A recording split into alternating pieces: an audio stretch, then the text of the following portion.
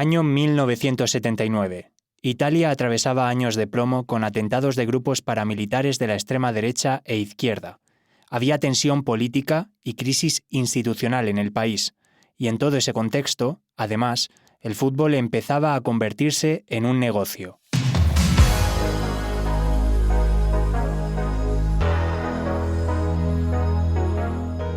En medio de todo aquel torbellino apareció un jugador atípico que se movía fuera del guión establecido para los futbolistas de la época.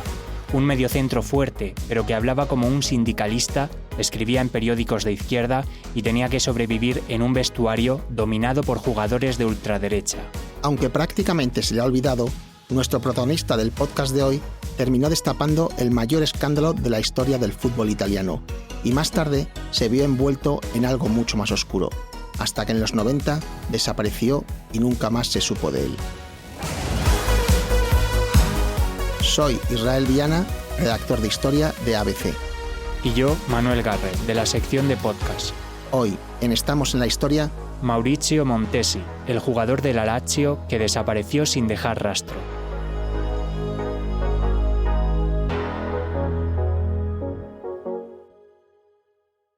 Para conocer y contar bien la historia de Maurizio Montesi, pedimos ayuda a Tony Padilla, historiador y periodista deportivo, fundador de la revista Panenka. El año pasado publicó Mala piel en la editorial Libros del Cao y ha escrito en otras publicaciones suyas sobre el fútbol italiano, por lo que conoce bastante bien de qué estamos hablando. La primera reacción cuando conocí la historia de Maurizio Montesi fue un poquito de estupefacción. Creo que nos pasa a muchos, asociamos al Lazio un equipo con una afición y unos directivos siempre muy próximos a la extrema derecha, y de repente saber que había alguien tan de izquierdas como Montesi defendiendo la casaca biancoceleste de la Lazio, pues tenía un punto de sorpresa. Nos dejaban fuera del juego y nos demostraba al final que las realidades son más complejas de lo que uno puede imaginar, y más en esa Italia de los años 70, de los anni di piombo, en que tantas cosas sorprendentes estaban sucediendo. La historia de Montesi se ha contado en alguna ocasión, pero la obra más detallada es una novela del periodista italiano Guy Chiappaventi, inspirada en nuestro protagonista y titulada La desaparición del futbolista militante.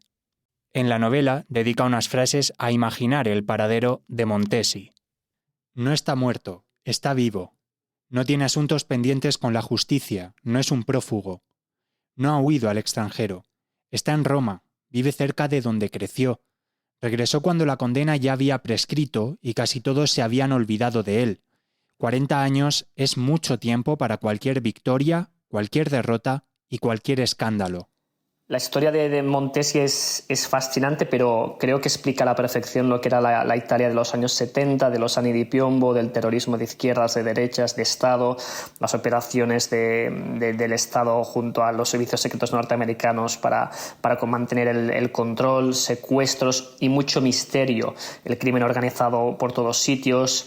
Italia siempre ha sido un país con diferentes capas de realidad, una pública y otra más oculta, más misteriosa, con reuniones en que solamente algunos privilegiados entran y con muchos grupos siempre listos para trabajar al límite de la legalidad.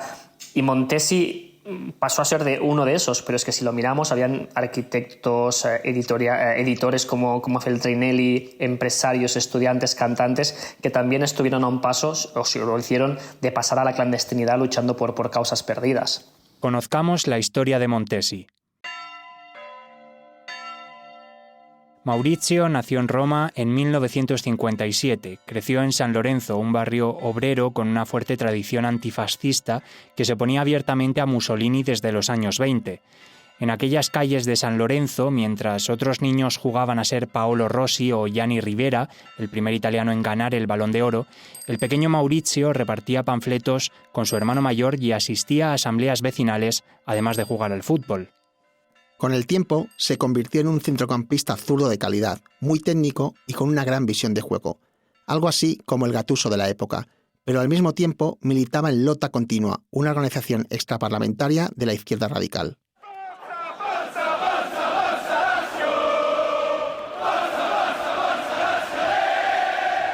En 1976, Montesi fichó por la Lazio, el club de sus amores. Pero la alegría pronto se dio de bruces contra la realidad. En una entrevista que concedió años después, dijo que jugaba con compañeros que aplaudían a Mussolini y que era como vivir en la boca del lobo.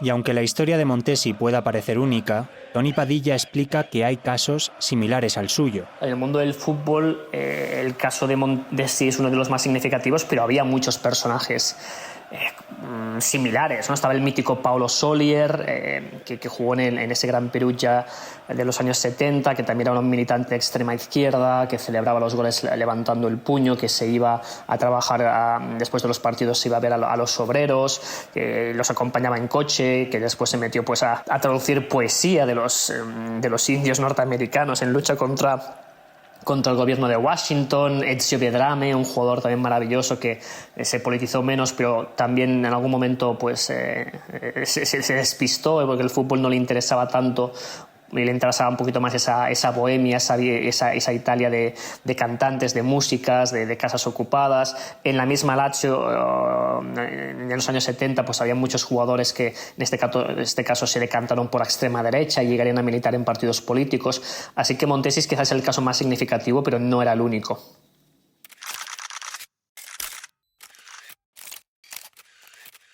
Un año después, cuando tenía solo 20 años, Montesi fue cedido al Avellino. Allí contribuyó decisivamente al histórico ascenso de aquel modesto club a la Serie A. Pero fue la época en la que Montesi comenzó a chocar con presidentes, aficionados y periodistas por asuntos políticos y sociales. En otra entrevista concedida cuando todavía jugaba en el Avellino, una de las ciudades más pobres de Italia en aquellos años, acusó a los dirigentes de mantener relaciones con la camorra local en la región de Campania y luego cargó contra los aficionados. Cientos de millones para construir un estadio en 100 días y el hospital da asco. Hay escarabajos, maquinaria vieja y tratamientos absurdos. La gente no hace nada por el hospital. En el estadio no hay más que ignorantes. Los seguidores del Avellino son unos pendejos. Se pegan por la camiseta, pero no se indignan porque el hospital de su ciudad se caiga a pedazos. Debido a sus declaraciones, tuvo que refugiarse en casa de su madre por un tiempo. En el estadio se colgaron pancartas con amenazas que decían «Hasta siempre, Montesi». Todo ello le llevó a pedir disculpas y a tener que explicarse en un programa de televisión local. Epiteto è stato, preso a pretesto per una serie di polemiche abbastanza che sono state al di fuori di ciò che io volevo intendere, ¿no? Se usó como pretexto para una serie de controversias que fueron más allá de lo que pretendía. La mía fue una conversación amistosa con un editor que conocía de este periódico, en la que informé sobre ciertas cosas. No era en absoluto mi intención ofender a la gente, a los aficionados. Mi intención era expresar mis consideraciones personales sobre el fenómeno social del fútbol, que tiene repercusiones muy significativas en nuestra sociedad. Del tifo, cioè del calcio, che ha ripercussioni ben importanti nella società nostra.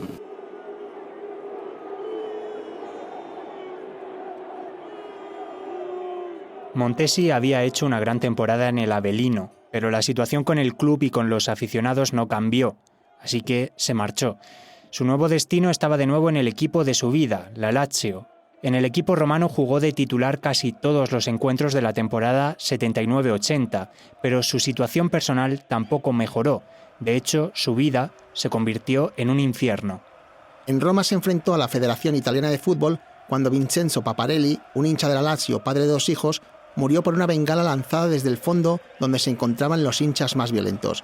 Intentó convencer a sus compañeros y rivales de que suspendieran el partido que su Lazio iba a jugar contra la Roma, pero nadie le hizo caso. El negocio del fútbol debía continuar y él vuelve a cargar contra las manos que le daban de comer. Es absurdo jugar después de esta tragedia. El partido fue una farsa. No sé quién es más inconsciente, si el público o quien quiso que saliéramos al campo. El fútbol es una máquina deshumanizada. Se ha pensado solo en el dinero.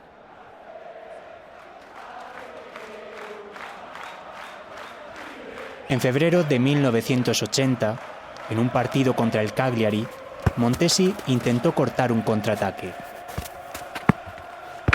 y chocó contra su rival.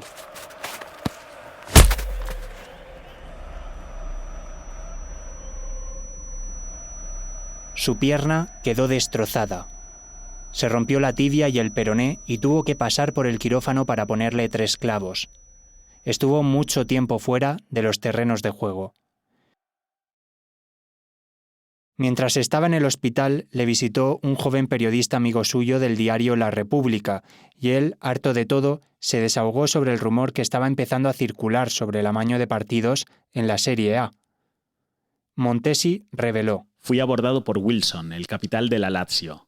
Se me acercó en el hotel donde estábamos concentrados antes del partido con el Milan y me hizo algunas propuestas. Habló de un cheque que yo rechacé indignado y decidí no salir al terreno de juego al día siguiente. Después habló abiertamente de partidos amañados y señaló a su compañero como el capo de toda aquella trama, hasta convertirse en el testigo principal del proceso judicial que se desató inmediatamente después.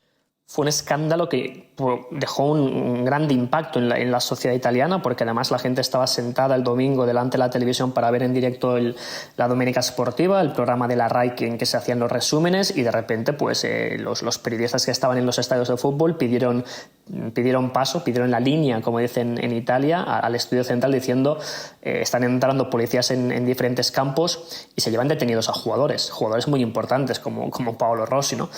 Claro, fue un escándalo tremendo porque la justicia empezó a contar lo que sucedía, una red de apuestas que afectaba los resultados con clubes muy importantes. Milan y Lazio bajarán a segunda división por la implicación de las entidades, jugadores sancionados años sin jugar, consiguiendo el indulto, el perdón a tiempo para jugar el Mundial del 82 en España, como le sucedió a Paolo Rossi, pero de alguna forma pues fue un golpe muy duro en una sociedad que ya estaba un poquito acostumbrada a grandes dramas, grandes escándalos, a que te maten a generales, a políticos. Era lo que les faltaba, ver que el fútbol también estaba podrido. Tras convertirse en testigo clave del escándalo de las apuestas en la Serie A, Montesi comenzó a recibir amenazas anónimas. La presión, la soledad, el desprecio de sus compañeros y el odio de los ultras de la Lazio le pasaron factura.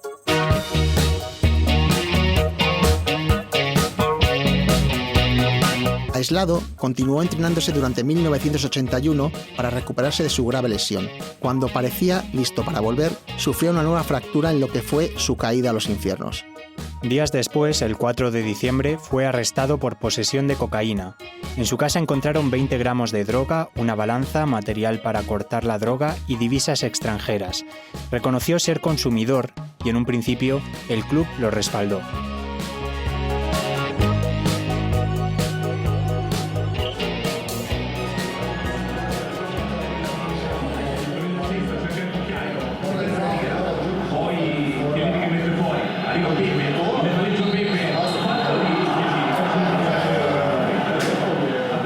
Volvió a los terrenos de juego en 1982, pero ya nada fue igual.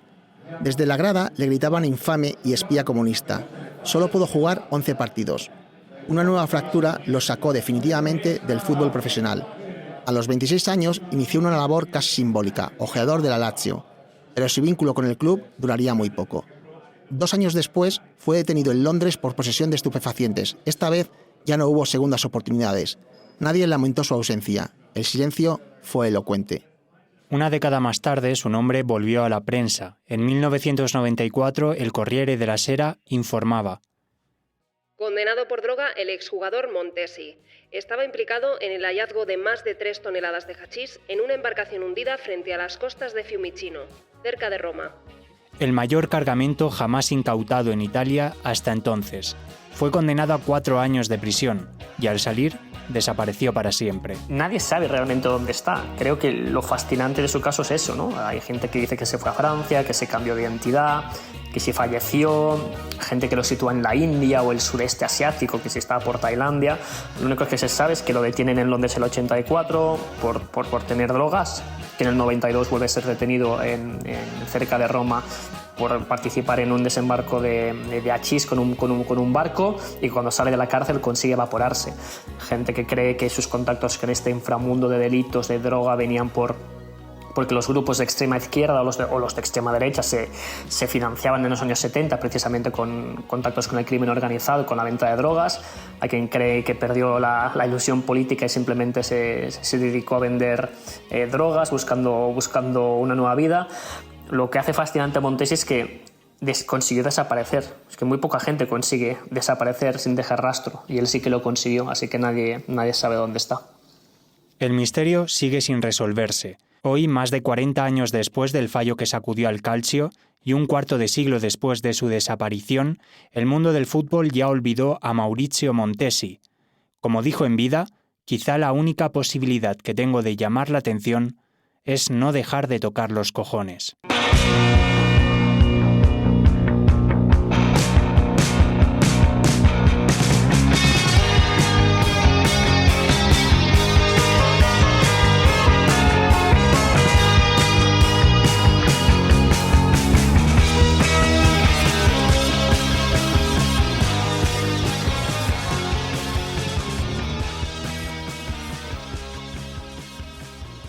Muchas gracias por escuchar. Estamos en la Historia es un programa realizado por Manuel Pérez Villatoro e Israel Viana. Todos sus episodios están disponibles en la web del periódico abc.es y en las plataformas de audio.